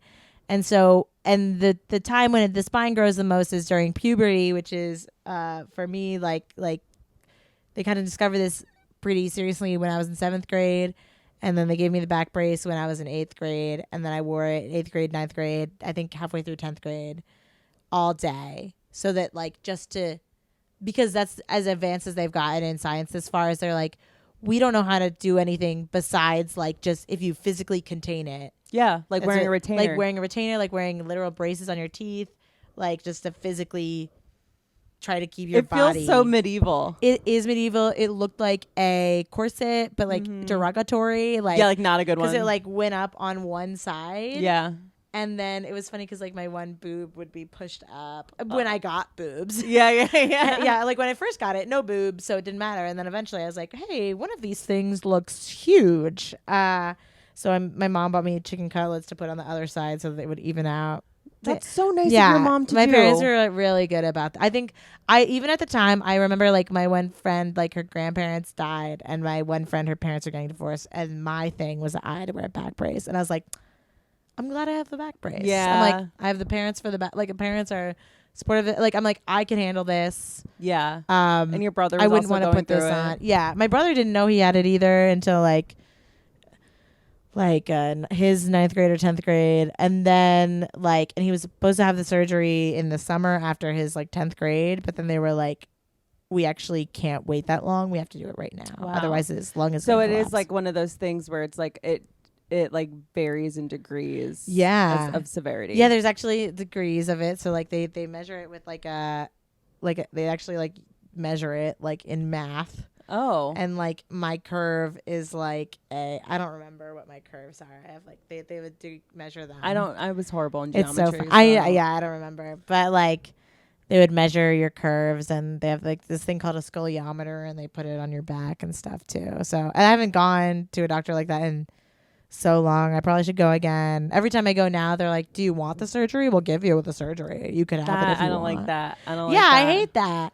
I'm like, I don't know. Do you want it? Yeah. Like, do you want me to have it? Not to like sound like a crazy person, but do you want my insurance money from this surgery? Yeah. Like, why? No, something that is so terrifying to learn as an adult, I think, is like, I don't know. I don't trust doctors as much as I thought I did. And like, I've had experiences with doctors outside of their practice. Like I went on a date with this guy who was in medical school, and he took the condom off when we were having sex. Yeah. Stealth. So it's like, so it's like, I don't, and it's not the first time like something like that has happened to me with like, and it's like, I know that was one person, but it's like, I've had situations like that on many occasions, and growing up is just learning like, oh my God, these are just other people. Yeah.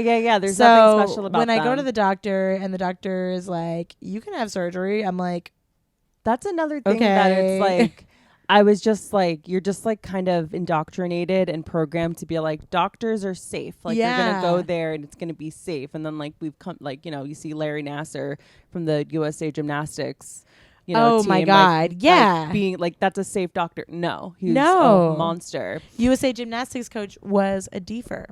No. I think so. The good one, the good person. I don't know. Whoever was a good girl, she was a deefer. Interesting. Yeah. Cool. The good guys. Yeah, her and Lisa Frank. Okay, so that's interesting. Yeah, scoliosis doesn't. People always ask me if scoliosis hurts. It doesn't hurt. It hurts emotionally. It hurts emotionally. It was like, I like people. I'll show people a picture of my like. But don't you sometimes have like back pain? You're like, I have chill. back. Yeah, I definitely have really bad back pain, but it's not like I feel my spine. Like people think I feel my spine. Right. But it's like if I sit too long for something, like I had to quit a job a couple of years ago because I had like really awful back pain. But I've learned to manage it now.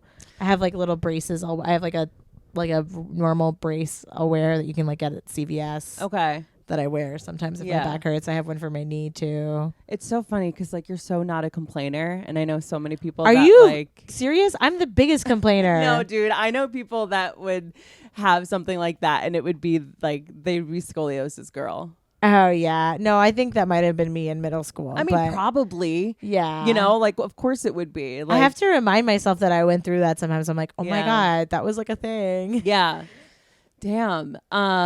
So so I'm sure like when it comes to like what we were talking before, like needing to take breaks or whatever, it's like you have to really listen to your body because you actually have like a physical ailment that can limit you. Yeah, so I do take it really seriously. Like that's why I went to the doctor yesterday and I thought my IUD was falling out because I'm like, I don't know, like it might be, I don't know, because like I go to the doctor, they tell me I have to get like I wear a back brace. So you know damn. Yeah, a couple of years ago, a doctor told me I could never be a server again too because of my back. Your pain. Dream. I know. I was like, no, and I didn't listen. So you recently went with our friend May to a workout class. Yeah. How was that? Like, first two per question. How was that? And when was the last time you had worked out before then? Oh, good question. I think I actually worked out like a week before then. I don't normally though. Okay. I actually like a couple months ago I had a realization because I used to beat myself up for not using my Blink membership that I pay $20 a month for. And then a couple months ago I was like, you know what? I work at a restaurant. I'm walking all day. Yeah, you're on your feet. I don't you're need taking to go in to more the gym. steps than I do working from home. The thing is, I'm not like sweating. That's what somebody told me. I'm like, because I was like, how am I not losing weight? They're like, because you're not sweating. No, I don't. I'm no doctor and I'm no fitness expert, but like, I don't think that that's the case. Yeah, I don't know what it is. Okay, so you went. You going? I have to say, personally, something that keeps me. And everything I'm saying right now is an excuse. I'm fully aware. But something that keeps me from like working out is cost and being afraid of everybody thinking like, what are you doing here? Like you're doing so poorly. And I saw you that night after you got done with your workout class with her, and you were like glowing. You looked so good. You're like, I was wearing makeup. So good. No, but like you're like it was great. Like so, were you like nervous going into it? I was until May got there. Yeah, because it was a solid core. Yeah, class. I went, and I do think that I did hurt myself. Oh, really? That's why I think I'm not gonna. May, don't listen to this part. I think like I like pulled something like right here, not anything bad according to the doctor, but that's why I thought that's why I thought I had like a uterus problem yesterday. Right, you just like pulled a muscle. Did my IUD fall out because I was working out? But no, I'm fine. But but like I went in there and I was nervous. I got there and everybody's hot, and like everybody's so hot, and it's all women. Yeah, too. It's all women, a couple men, and they're all really hot, and that. I don't know. That truly triggers something in me a little bit. Sometimes I've gotten a lot better with it because I think like once you have like enough girlfriends, you realize anybody can do whatever. Yeah. I'm still really scared of hot guys. When I say that, I mean like guys who work in finance. Like I see guys who work in finance at like a comedy show, and I'm like, you're not gonna pay attention to anything I say. Yeah. I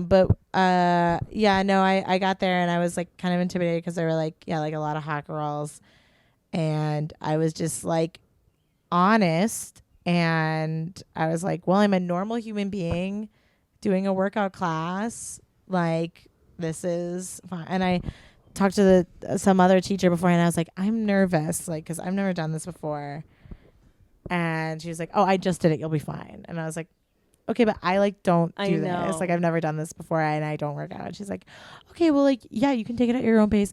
Also, like the thing that I was thinking too, I was like, what? They're going to kick me out if I don't do it? Right. And it's like, I was definitely like, what's the worst thing that could happen? Oh, the woman on the speakerphone is like, Claire, like you're not doing it. And I'm like, yeah, okay. I went to a spin class one time where the instructor was very intense, and like I get what she's trying to do, but I don't really like the singular calling you out kind of thing, because here's the thing. I know people that would love that. They're like, I need that. That keeps me motivated. That keeps me going. But also it just feels not healthy, because it's like, what if that's my physical limitation? Again, maybe this is an excuse. And it's just like the comparison thing. The right. like trying to be so good. Like there were a couple of things that the instructor said that I really didn't like to hear. Like what? One thing was like, put all your anger into this and blah blah blah. And that was on a day I had been through like some like emotional stuff, and the day before, and I had kind of just really cried it all out, and I did my like cutesy little, the way I was raised in my like almost low key grunchy granola way of like, okay, yeah, I'm just gonna stay at home, I'm gonna smoke weed, I'm gonna watch TV, I'm gonna cry, and I felt better. And then this woman would be like, yeah, use this energy, and I was like, oh, I already kind of like dealt with this stuff. I'm feeling pretty good.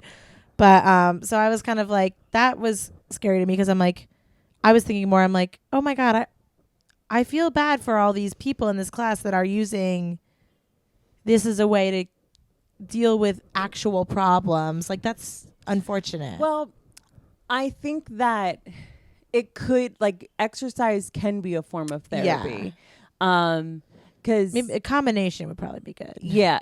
Like, you have to be able to chill out. But some people, like type A people, like, don't have the ability to just, chill, and, they get more anxious trying to, like, just kind of chill and work through their problems in a more low impact way, I guess. But yeah, I mean, I think that every time I've gotten done working out, I've always been so happy that I did it. Yeah. But it's like the getting to it where I'm like, oh, I can't. I don't want to do this. Being alone in that room before May got there, I was like, oh my God, like this is gonna be so embarrassing. But like it's so nice to like, just have a friend. Yeah. And like as soon as she was there, it made me feel good. And because I'm like, oh, I have like May wouldn't have invited me if this wasn't a place for me. Right. And that was very validating. I almost texted her being like, don't make Claire do that. But I was like, that's me projecting. Yeah, that's me, like, because I wouldn't want to go do that. Well, I don't even I mean, it like makes sense. It was like really hard, and she was like, it's gonna be really hard. Yeah. But I was like, you know what?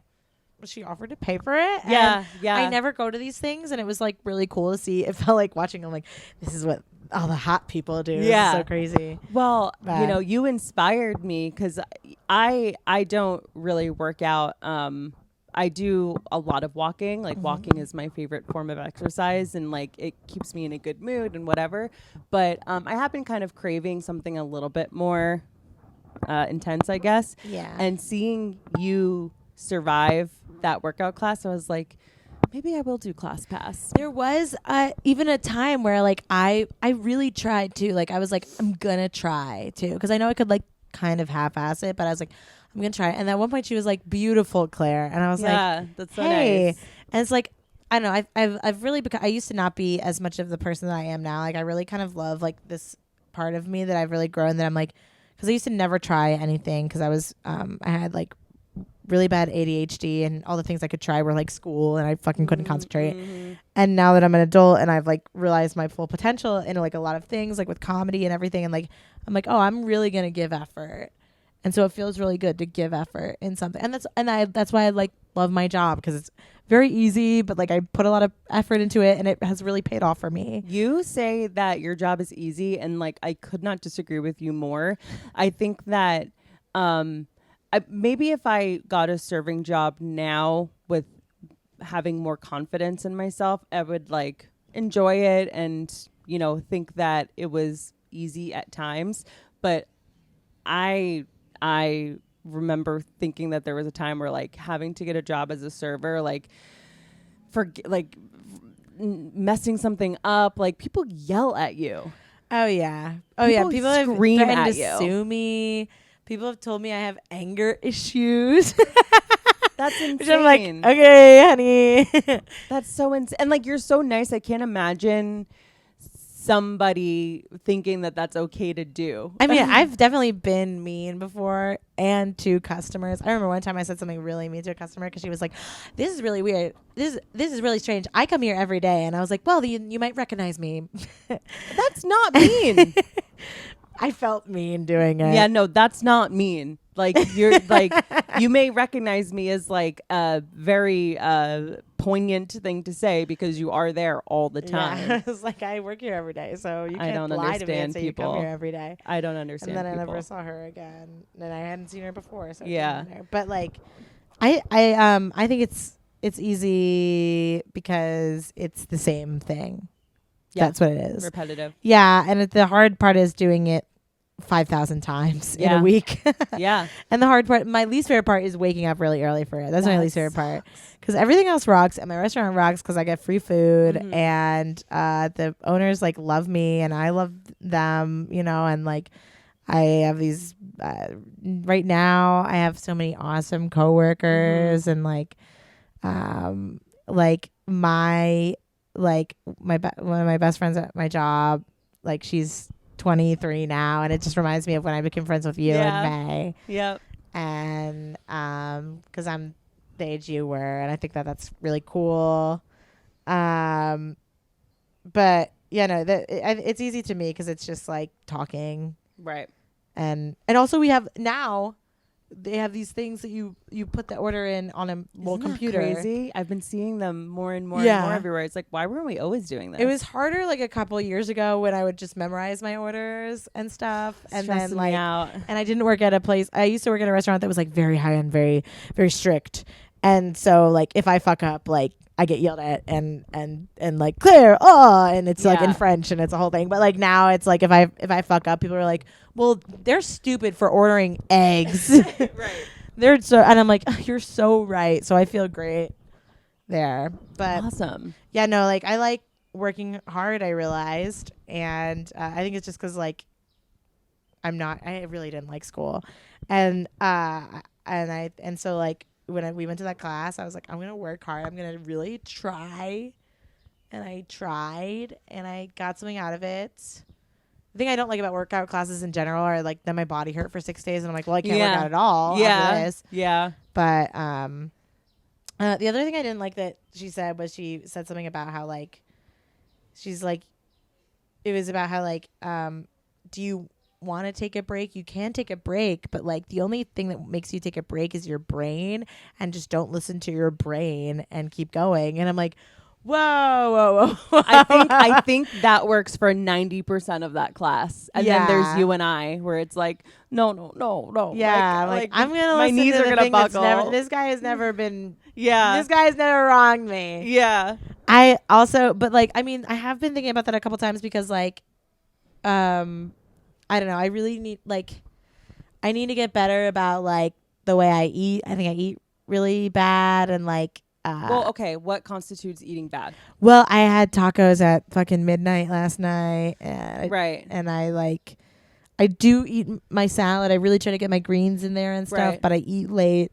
I eat processed fried stuff. So here's what I'll say. I've done a lot of, I'm not an expert. I will say that I am not an expert, but a lot of the things that we constitute as bad foods, bad habits, are based in nothing. Yeah. So eating late at night, should you eat and then go directly to bed?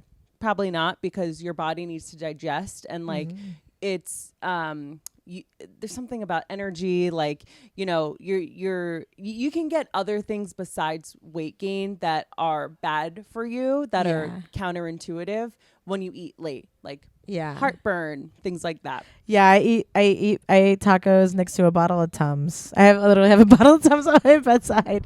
But had you had you eaten like dinner that no day? I like did. That was about yesterday I had dinner and then I got stoned and then I ate tacos in my bed. This sounds like a good ass night to me. It was a great night. I felt really good about it. And so do you wake up with this feeling of guilt, like I can't believe I did that, I need to right my wrongs today? A little bit, not that much. I really do try to pat myself on the back because I am like very aware of life, and I'm like, it's hard. Life's hard. There's things that come. I have very unique life. We live very unique lives. Living in New York, period. Yeah. But then so on top hard. of that, doing stand up. It's and so hard. It's we have 2 full-time jobs. Yeah. We do a lot, and then the emotional impact of that is like so disgusting and Right. and heavy. And it's like, yeah, I can have tacos if I want, but I will say like the how relative that is to weight gain is very much in my head. Yeah. You're thinking about it. Yeah. But it's also, I say like my concern for like my well-being is like definitely there, but like any of the changes I want to make in my diet are usually because I want to be skinnier. It's because of like with the goal of losing weight. And that is like, it's something where I don't know if it's just because like a sign of the times, but it feels hostile to even say that because it's just, I guess, you know, part of my problem is that all of my anecdotes and talking points are things that I've gleaned from TikTok. Mm-hmm. But there's a side of TikTok that I've been seeing recently where it's like wanting to exercise or change your diet to lose weight is inherently fat phobic. And it's like, okay, I get what you're saying, but there's also like the value system we have in place for people that are heavier than those that are not. There's the if your doctor is telling you should lose weight, if the doctor is telling you, like, that doesn't mean you're fat phobic. That doesn't mean that means you're gonna have a heart attack. And I will say, like, something that kind of annoys me, something that does annoy me about, like, you know, bro-y guys that often are on podcasts are just like, it's just not healthy. Like, it's just not healthy to be overweight. It's all relative to the person, because if you have a genetic disposition to have like childbearing hips and like, you know, like just being on the heavier side, biologically your body, like your cholesterol will be in check, your blood pressure will be in check. It's when those things are out of whack and being overweight is a cause of those symptoms, then it's like, okay, you need to look into how to do that, and weight loss is part of it. And I wonder if there's a way to get to a healthier space of like wanting to change the way you think about dieting, where it's not just weight loss. Yeah. I really want to what I really want to do is I want to get to a healthier space of where I'm like visualizing myself as like a healthier person that I have in my head. Right. Because I come on here and I'm like, I eat like crap. And it's like, I do eat meals. Yeah. I do eat lettuce. I do take vitamins. Yeah. You know? Totally. I'm trying to, I'm going to be really annoyed because I'm going to be thinking about this conversation later and think, why didn't I say that? I'll come back. Totally. Yeah. I'm afraid of people. That's why I'm asking my friends to be the first few guests, because I'm afraid of people that don't intimately know me. I think it's very normal. I think it's very normal to say, to have thoughts about like wanting to adjust the way that you eat and move for the result to be weight loss. Because even if it's not your intrinsic value system, societally, I think it's such a big society thing. I think that has had an impact on so much of our lives and the way we view people's bodies and everything. Yeah. Because it's like beyond me that like someone can't be beautiful because of their weight. Yeah. But it's what people aren't saying, because I remember, oh my God, I was watching this movie. It wasn't Dumplin'. I love that movie. I know. But that actress was in a different movie where she played maybe it was Dumplin'. Oh my God, wait, I'm trying to think because I'm like, oh, I know. Wait. I know. It's so frustrating. Let me Google it real quick. So anyways, that actress was like the girlfriend in something that I'm thinking about right now. I love that actress. I forget her name, but I'll put a photo of her. Oh my God, wait, I think she was the girlfriend in New Girl at one point. I think she's Schmidt. I think she's Elizabeth. Danielle McDonald, this girl. Yeah, I think that was also like, I think she was Elizabeth. So was in this one movie, and basically like she had like a kind of will they won't they thing with her best friend that was a guy who was thinner than her. And I was watching it. I was at my parents' house, and he like, confesses that he's like, into her, and like they make out or whatever. And I sat on the couch and I was like, he would never be into her. Yeah. No. And my dad was like, what? And I was like, that guy would never find her attractive. And my dad goes, I find her attractive. And I felt like such a piece of shit. He didn't mean to make me feel that way, but I was just like, oh my God, I so put my own shit. I think that a guy that I think is attractive wouldn't be into me because like my body is bigger than other people's. And then I have my dad say like, okay, not to be TMI, but like I'm into a bigger body. And I'm like, oh my God, yeah, no, our bodies are beautiful to men, but it's just like, we are told that they're not. We're told that they're not, which is crazy. Yeah. And like I like the amount of times, and I don't like it when people say this about me, but like people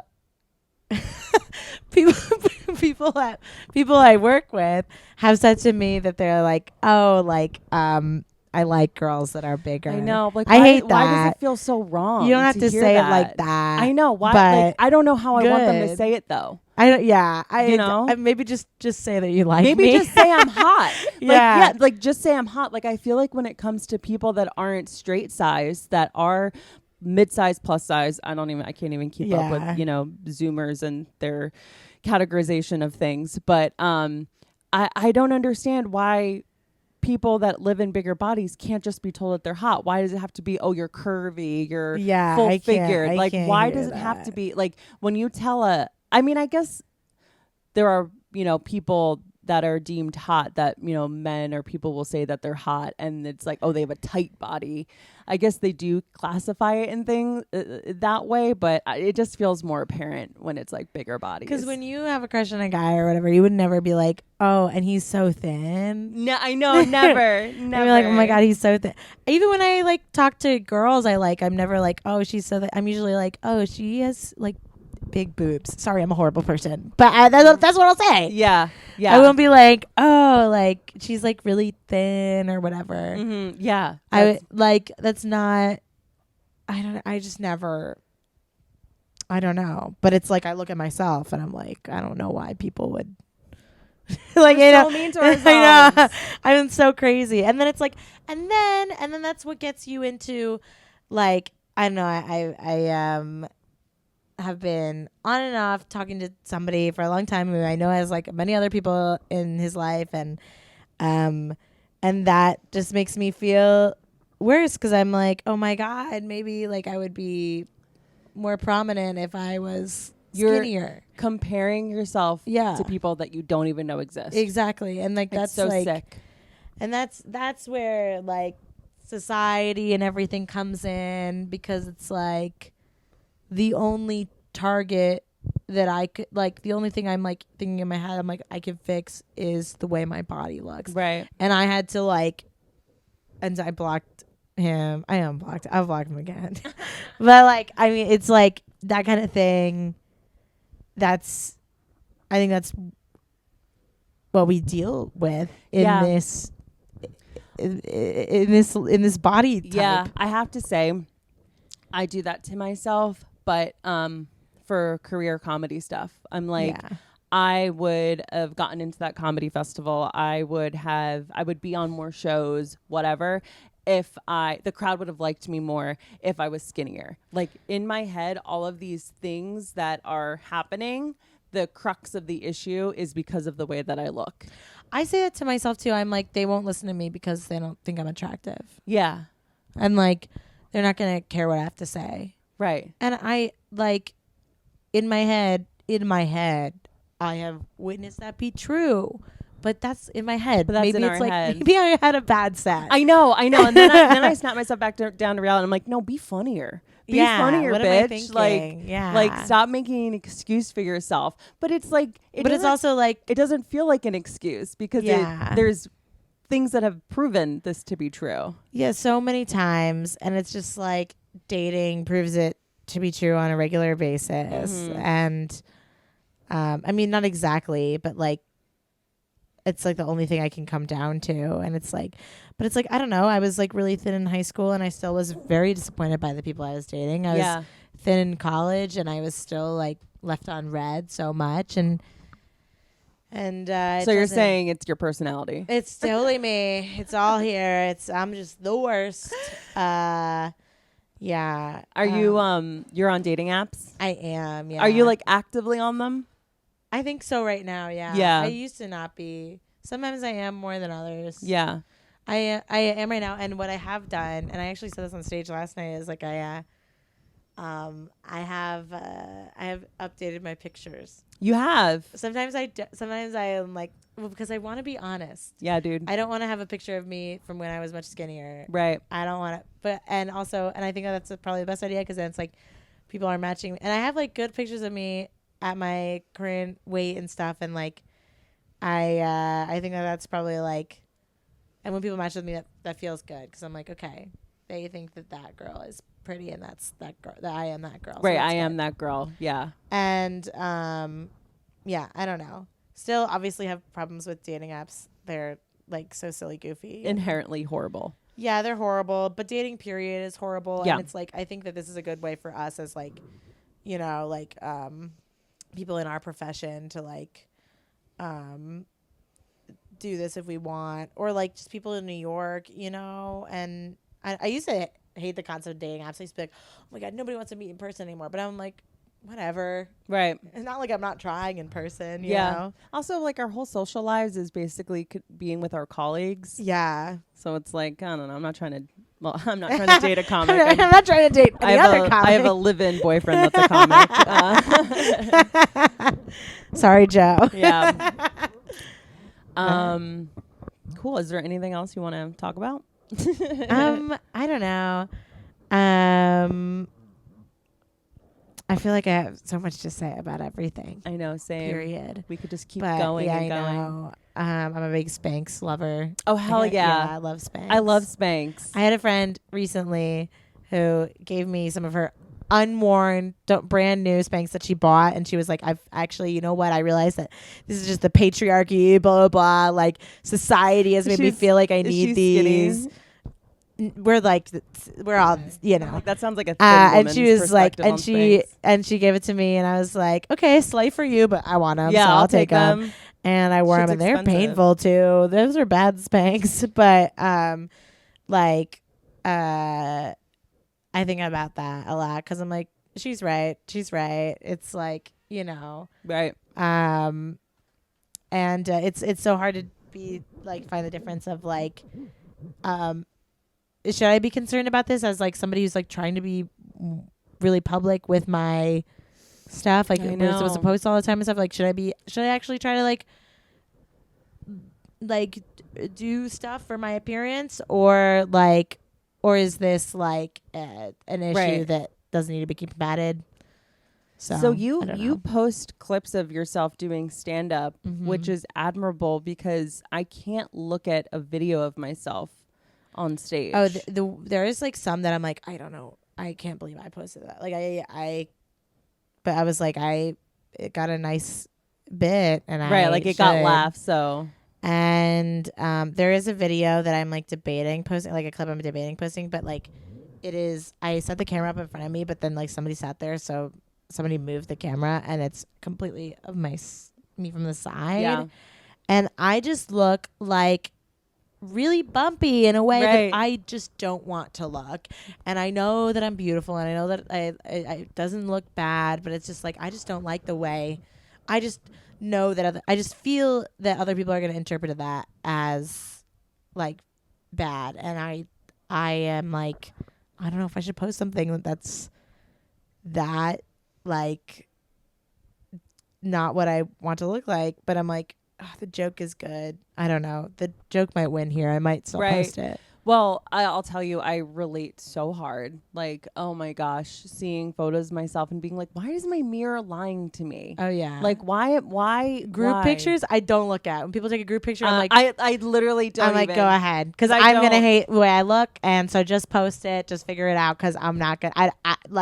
I will have you take it 60 more times. I used to be somebody that would like get pissed at my friends for posting photos of me that I didn't like, and I'm so over that. Like, I still will not like the way that I look, but I leave them up. I don't, cause World War III just because, you posted a photo of me where I feel like my arms look too fat or whatever.